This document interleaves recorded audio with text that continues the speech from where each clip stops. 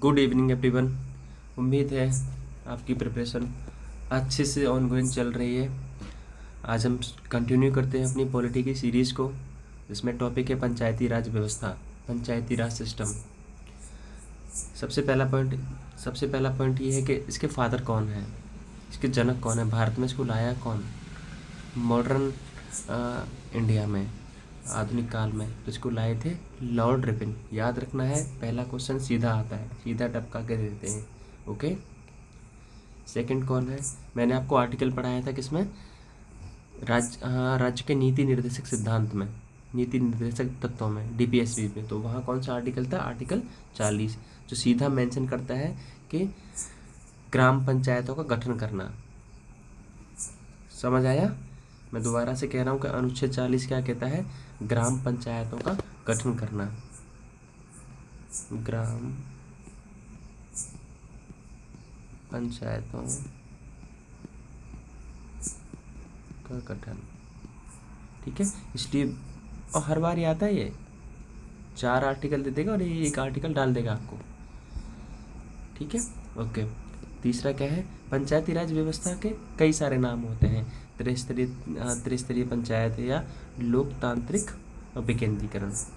मैं इन शब्दों का मतलब भी समझाऊंगा, लोकतांत्रिक विकेंद्रीकरण और त्रिस्तरीय पंचायत। ओके। थोड़ा सा डी पॉइंट को समझ लें कि कौन से भाग में आया। याद रखना है, एज इट इज़ भाग 9 में अनुच्छेद कहाँ से कहाँ तक, 243 ए से 243 ओ तक, जीरो नहीं है। अनुच्छेद 243 ए से अनुच्छेद 243 ओ तक। और कौन सी अनुसूची ऐड करेगी इसके लिए, अनुसूची शेड्यूल 11 है। याद रखना है आपने ये 4 पॉइंट सीधे के सीधे याद रखने हैं। ओके। चलो थोड़ा सा समझ लें कि पंचायती राज व्यवस्था आखिर है क्या। देखो, हमारे भारत में 2 स्तरों पर तो व्यवस्थाएं थी। एक तो केंद्र के हाँ स्तर पर क्या है, संसद है, और राज्य के स्तर पर क्या है, राज्य विधानमंडल होते हैं। लेकिन आम जनमानस के लिए राजनीतिक भागीदार के लिए, लोकतांत्रिक विकेंद्रीकरण के लिए भी तो व्यवस्था होनी चाहिए ना। तो कौन सी व्यवस्था है, ये व्यवस्था का नाम क्या है, पंचायती राज व्यवस्था। और एक गांधी जी का सपना था ये कि हर गांव में एक ग्राम पंचायत होनी चाहिए। तो उसी के सिद्धांत पर ये आर्टिकल 40 में गांधी जी के आदर्श को डाला गया। और आदर्श को साकार करने के लिए क्या हुआ कि 73 जो आपका 73 और 74 संविधान संशोधन था, अधिनियम बनाया, और उसके बाद इसको क्या हुआ, संवैधानिक दर्जा दे दिया। मैं क्या नाम है, एक्ट को लिखाऊंगा आगे, तो थोड़ा सा ब्रीफ में समझ लें कि इसके लिए कौन कौन सी कमेटीज़ बैठी और क्या क्या मुद्दे रहे, क्या क्या इशूज़ रहे इसको लाने के लिए। तो सबसे पहले देख लेते हैं कि 1952 में CDP program, community development program, माने सामुदायिक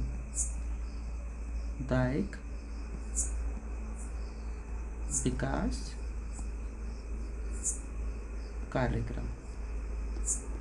ये पंचवर्षीय योजना में ये क्वेश्चन पूछा जाता है कि 1952 में कौन सा प्रोग्राम चल रहा था। तो इसका रिव्यू करने के लिए, इसकी जांच करने के लिए सबसे पहले कमेटी, अब जो मैं 4 कमेटी लिखाऊंगा वो एज इट इज़ याद करने हैं आपको। एक क्वेश्चन में 4 कमेटी दे देते हैं और उनका ईयर पूछ लेते हैं कि ये मैच करो कि ये कमेटी कौन से ईयर में आई थी। ओके, ठीक है। तो इस प्रोग्राम को जांच करने के लिए कमेटी बिठाई। पहली कमेटी कौन सी थी आपके 1957 में, कौन सी थी, अशोक मेहता समिति, सॉरी क्या नाम है, BR मेहता, बलवंत राय मेहता, एक सेकंड ही कहा गया, BR मेहता या बलवंत राय मेहता, बलवंत राय मेहता या BR मेहता। मैं इसलिए दो नाम लिखा है कि फुल फॉर्म में आ जाती है क्वेश्चन में और शॉर्ट फॉर्म में आ जाती है। ठीक है, इसने रिव्यू करा, 2 पॉइंट इसने खास दिए। हाँ, इन्होंने अपने जांच रिव्यू में बताया कि क्या होना चाहिए, क्या होना चाहिए भारत में लोकतांत्रिक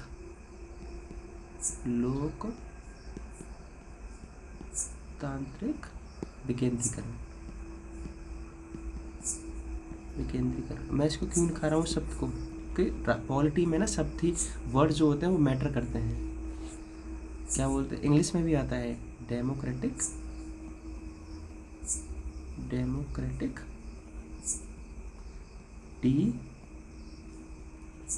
डिसेंट्रलाइजेशन। ओके, मतलब पंक्ति में खड़ा अंतिम व्यक्ति, कोई चाहे गरीब हो चाहे कोई अमीर हो, उसकी भी सत्ता में भागीदारी हो।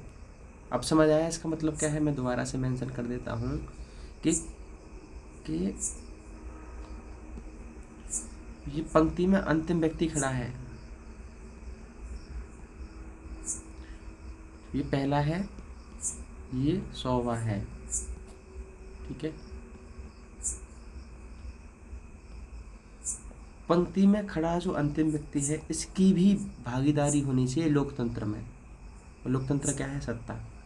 लोकतंत्र में सत्ता में इसकी भी भागीदारी होनी चाहिए प्रत्येक स्तर पर, सेंट्रल लेवल पर, स्टेट लेवल पर और विलेज लेवल पर। तीनों जब आपस में जुड़ेंगे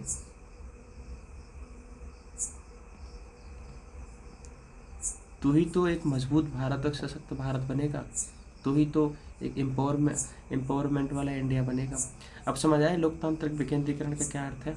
पहला शब्द, अब क्वेश्चन कैसे आता है कि पूछ लेते हैं कि लोकतांत्रिक विकेंद्रीकरण जो शब्द है किसने दिया और किस सन में दिया, तो आप बता देंगे सीधा, बलवंत राय मेहता या बी आर मेहता।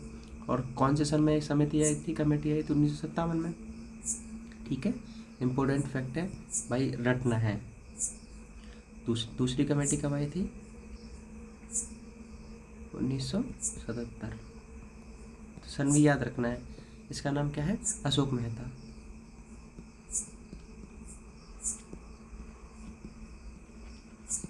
अशोक मेहता समिति। ठीक है, इसकी क्या खासियत थी? इनने कहा था कि 2 टियर सिस्टम होना चाहिए।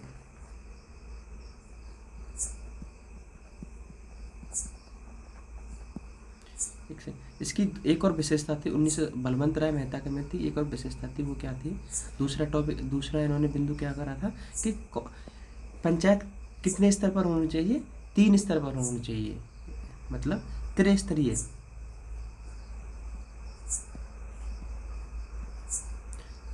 जैसे मैंने यहाँ पे लिखा है आपको, त्रिस्तरीय पंचायत। ठीक है, त्रिस्तरीय पंचायत। अब इसका क्या अर्थ है? इसका अर्थ है कि जैसे गांव स्तर पर क्या होती है? ग्राम पंचायत।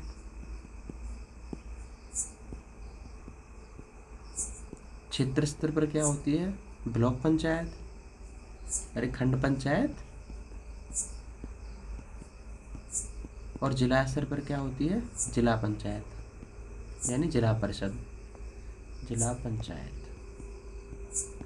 ठीक है, अब इसमें भी इम्पोर्टेंट पॉइंट है, वो क्या आपको याद रखना है? पहला पॉइंट क्या है?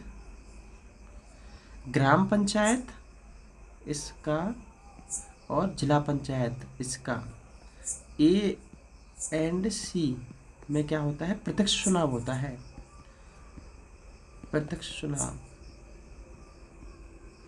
और ब्लॉक पंचायत में क्या होता है भैया?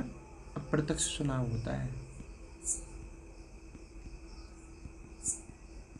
अरे जैसे देखा होगा आपने, ग्राम प्रधान को जब आप चुनते हैं तो 18 वर्ष वाला जो व्यक्ति होता है वो सीधा का सीधा वोट दे के आता है, नहीं आता?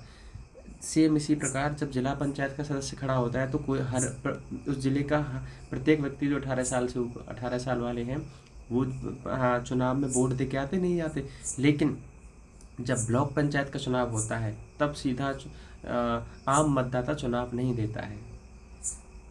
ठीक है, फिर कौन देते हैं? प्रधान देते हैं, सदस्य देते हैं जो बीडीसी मेंबर होते हैं, इसमें ग्रेजुएट देते हैं।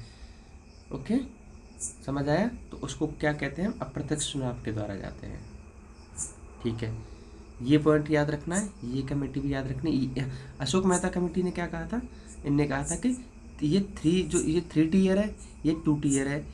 इनने कहा था कि 2 टीयर होनी चाहिए, लेकिन BR मेहता ने क्या कहा था कि भाई नहीं, 3 टीयर होनी चाहिए। ये दोनों शब्द याद रखने हैं और अशोक मेहता वाली रिकमेंडेशन भी याद रखनी है। ठीक है, ओके, चलो नेक्स्ट उस पर चलते हैं। नेक्स्ट कमेटी आई थी आपकी 1985 में। नाम क्या था? GV के राव।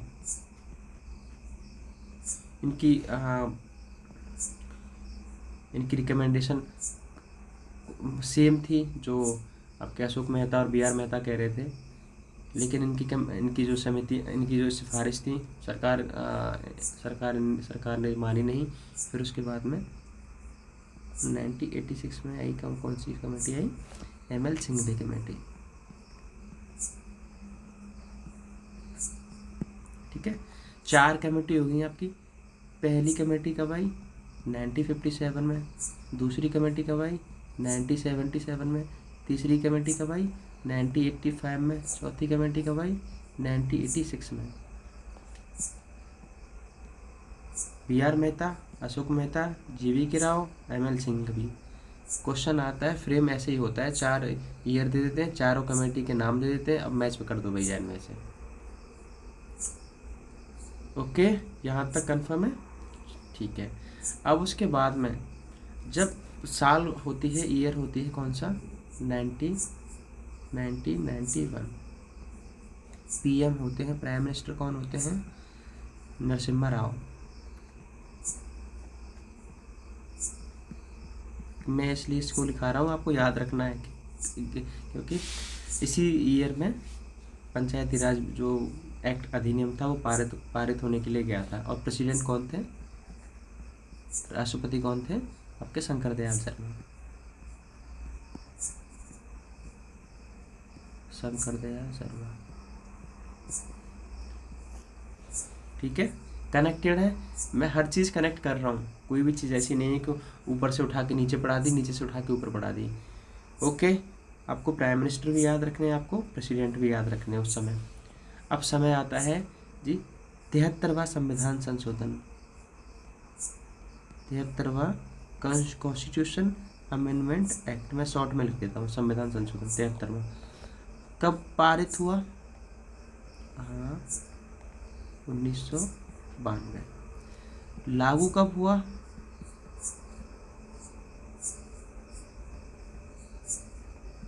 लागू कब हुआ भैया? 1993 में। दोनों डेट आपको याद रखनी है। ठीक है, बहुत इम्पोर्टेंट है। ओके, इसमें कितने विषय पंचायती व्यवस्था के लिए कितने विषय दिए गए? विषय कितने दिए गए? एक सेकेंड, विषय दिए गए 29। कितने सब्जेक्ट थे? 29 सब्जेक्ट थे। ओके, और ये एक डेट, हाँ, लागू 1993 में हुआ। और कौन से महीने में हुआ? 24 अप्रैल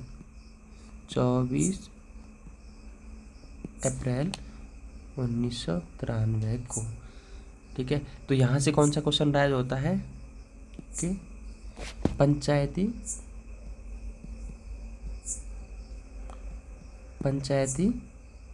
राज दिवस कौन से दिन होता है? तो 24 अप्रैल को। कम से कम ये क्वेश्चन 500 बार पूछा गया है हर एग्ज़ाम में, PCS के में, प्रोफेसर के में, SI में, दिल्ली पुलिस में, SSC का तो फेवरेट क्वेश्चन है, UP पुलिस का फेवरेट क्वेश्चन है। सीधा पूछते हैं कि पंचायती राज दिवस कब मनाते हैं? तो कब मनाते हैं भाई? 24 अप्रैल को। 73वां संविधान संशोधन कब लागू हुआ? 1993 में। कितने विषय थे? 29 विषय थे। कौन से भाग, अब कौन से संविधान के कौन से भाग में है? तो भाग कौन सा है भैया? भाग है आपका, पार्ट है 9। इसके लिए कौन सी अनुसूची जोड़ी गई? 11वीं।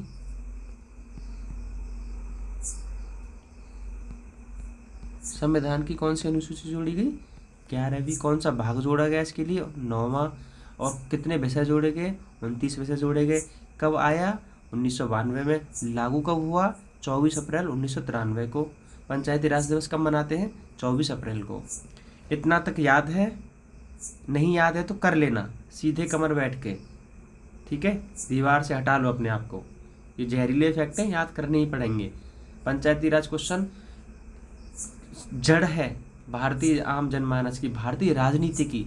इसीलिए तो पंचायती राज सिस्टम को पढ़ाया जाता है हमें, इसीलिए तो हम हर 5 साल में प्रधान को चुनते हैं, और इसीलिए क्वेश्चन भी आता है संविधान से, पंचायती राज व्यवस्था से।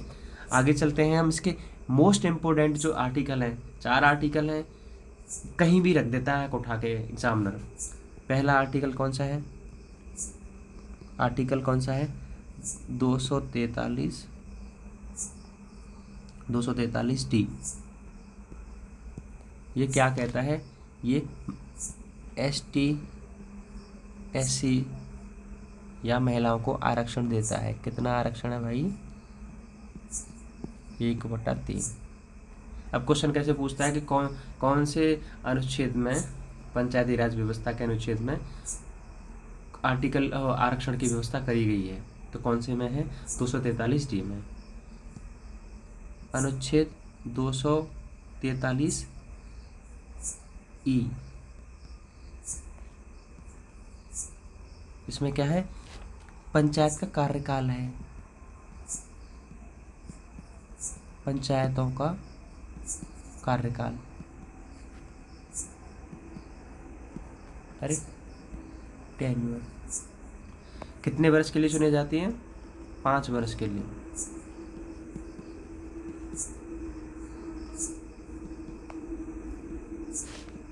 नेक्स्ट इम्पोर्टेंट आर्टिकल क्या है? 243 के। जिस तरह केंद्र के स्तर पर मुख्य चुनाव आयुक्त या चुनाव आयोग होता है, उसी तरह पंचायतों को चुनाव करवाने के लिए कौन सा आयोग होता है? राज्य चुनाव आयोग। और वो किस अनुच्छेद के अंतर्गत आता है? अनुच्छेद 243 के, राज्य चुनाव आयोग। और मैंने गवर्नर वाले लेक्चर में पढ़ाया था, किसकी नियुक्ति कौन करता है भाई? गवर्नर करता है। एक और इम्पोर्टेंट आर्टिकल है, आर्टिकल 243 आई।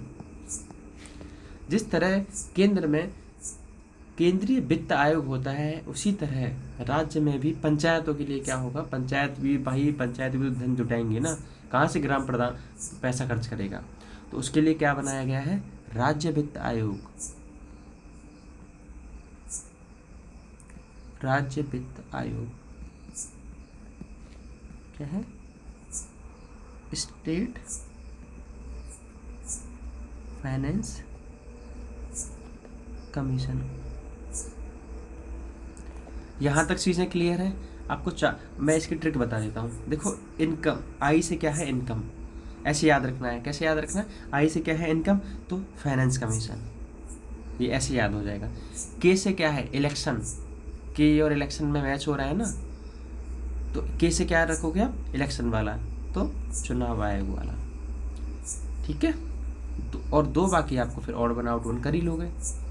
चारों आर्टिकल याद रखने हैं आपको। कौन सा भाग है, कौन से स्केड्यूल है, कौन से सन में आया, कौन सा डे आया, और चारों की चारों आपको क्या है?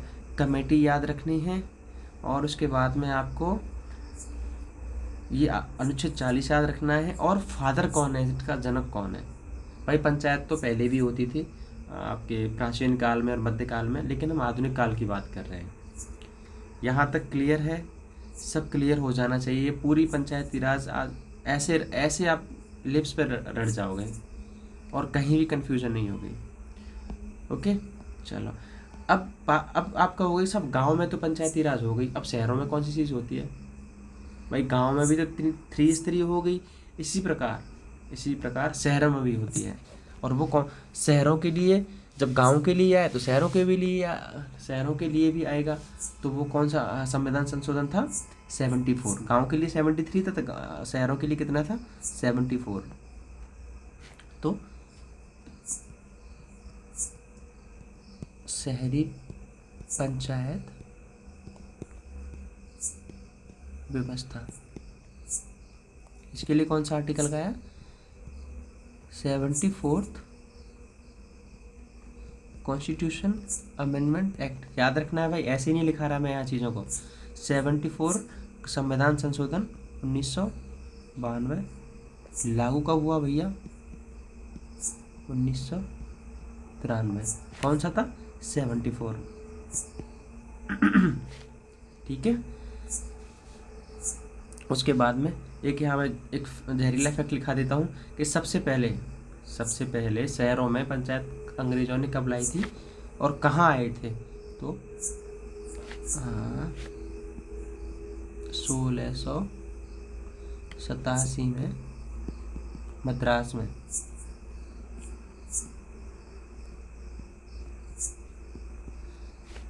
सबसे पहले क्या आया था? Municipal corporation.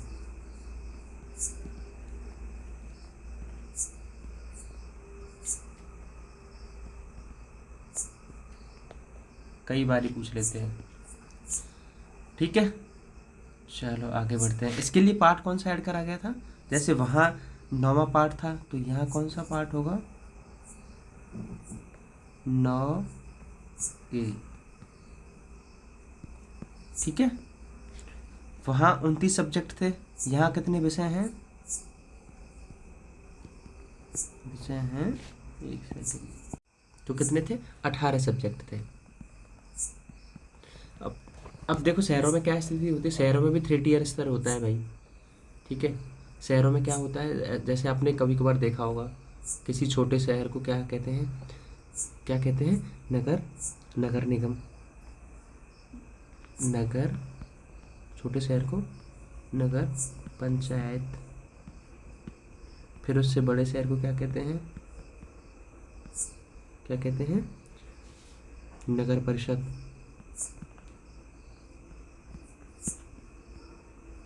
ठीक है। और तीसरे को, सबसे बड़ा जो शहर होता है, नगर निगम। जैसे गांव के स्तर पर क्या था? ग्राम पंचायत। ब्लॉक के स्तर पर क्या था? क्षेत्र पंचायत। और जिले के स्तर पर क्या था? जिला पंचायत या जिला परिषद। ऐसे ही क्या है? नगर के स्तर पर है। ठीक है, ये भी याद रखना है। इसके आर्टिकल इतने इम्पोर्टेंट है नहीं है, क्योंकि ग्राम पंचायत है, उसके आर्टिकल ही आते हैं, उसके आर्टिकल तो आते ही आते हैं। अब देखो मैंने आपको ब्लेज पढ़ा दिया, अर्बन एरियाज पढ़ा दिया। ठीक है। अब बात किसकी रह गई भाई? ट्राइब्स की रह गई ना, जो अनुसूचित जाति है, अनुसूचित जनजाति है, उनके लिए भी तो कुछ होगा।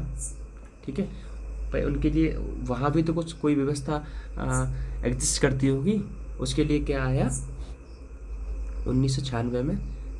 पिछले प्रोफेसर वाले एग्ज़ाम में आया था, पीसीएस वाले में भी आया था। कौन आया था? पेशा, 1996। क्या फुल फॉर्म है?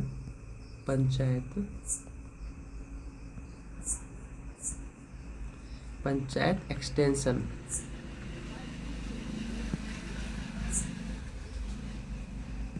शेड्यूल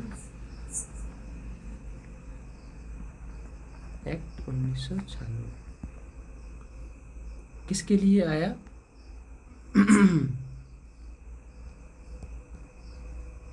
ट्राइबल एरिया में पंचायत की व्यवस्था करने के लिए। कौन सी कमेटी लाई भाई? ठीक है, तो भूरिया समिति।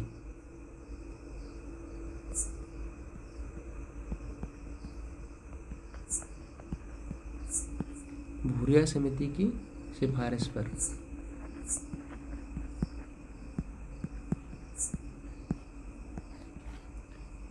ठीक है, ओके। आपके पूरा का पूरा पंचायती सिस्टम ख़त्म करा दिया है।